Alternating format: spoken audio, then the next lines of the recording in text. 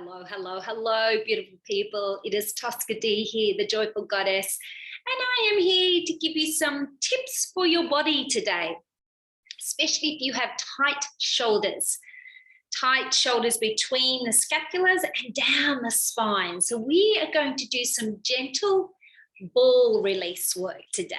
And I say gentle, but it can be really acute. So please go gently with your own body because ball release work is fantastic, but it takes a little bit of building up too. So let's get started with what you'll need for this ball release. You'll need a sock and you'll need 1 or 2 tennis balls. You can also buy a little pack, I think from Therapy Balls, which is also good. It keeps the balls together. You can move them down the spine, on the hip. But it's exactly the same with the sock and 2 tennis balls. So let's get started. First of all, you can use 1 ball if you want to. You don't have to use 2. So you put the tennis ball in. The perfect reason why this is so good is because if you're standing up and you want to get into that real gnarly spot on your back, you can place it behind you and you can still move it with the sock. So you place it on the shoulder blade and here the person can move the ball up and down, which is perfect, gives you control. So you can also do that lying down as well. Sometimes people prefer to do 1 ball because 2 balls can be a little bit intense. But yes, you go to your level of comfort within the body. It takes about 90 seconds, so you can hear the beautiful bird out there, 90 seconds to 3 minutes to really allow the body and the fascia to release. And you can actually feel it when it just starts to soften. Many times I suggest for people when they put the balls on their back, you may find a trigger point where it's really acute and you're holding your breath and you go, that's not what we want. We want to come off that trigger point and we want to, if you want to go there, you go there slowly. You go to the edge and you roll gently to that point. And you allow the body to soften and you allow that body to feel safe coming into a painful point on the body. So let me give you a little demonstration of what this looks like. So we want to put the balls either side. We don't want to put them on the bones. That's the last thing we want. We want to actually put it beside the spine down here where all the muscles are. So you pop it down here. And you lie down. And when you lie down, you can actually move those balls down the back. You can place your hands up on your head. I'll get you to place your hands up on your head. And you can chisel in on the balls on the back. Beautiful.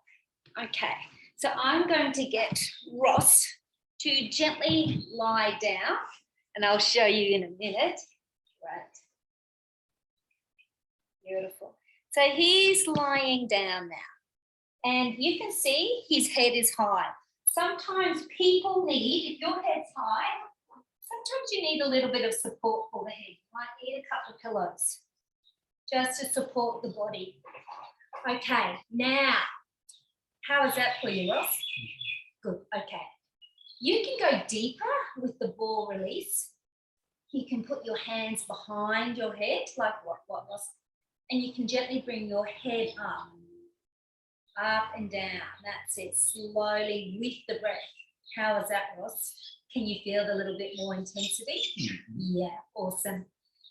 Another way of working with the balls is we can bring our hands up into a pendulum. And just, again, you will go across just little centimeters and you will feel it. So you take a nice big breath in. And you exhale, just gently going left and right. It doesn't have to be a big move. It can just gently, cross over the muscle fibers.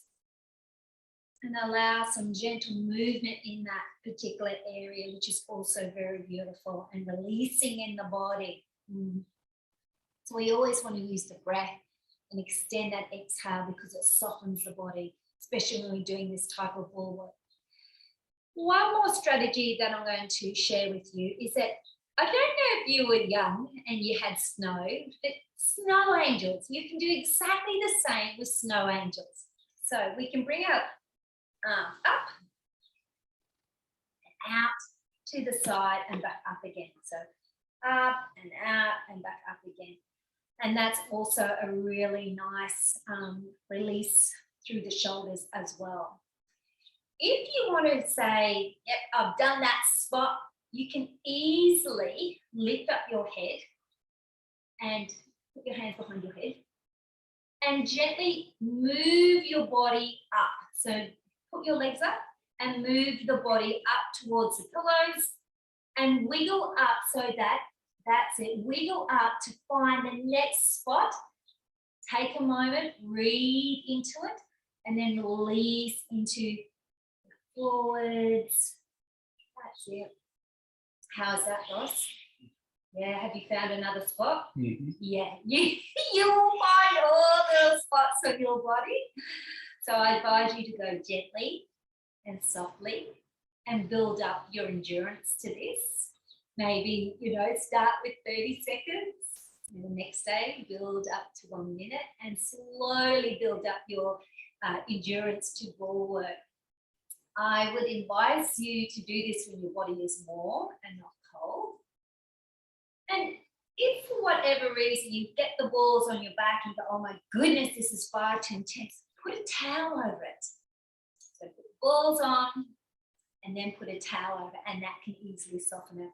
I sometimes find doing ball work in the bed is really nice too, because you've got the soft mattress and it's not as intense, especially if you have a tight shoulder or a tight glute. You can put in the glute muscle, and that's always good, and roll onto it.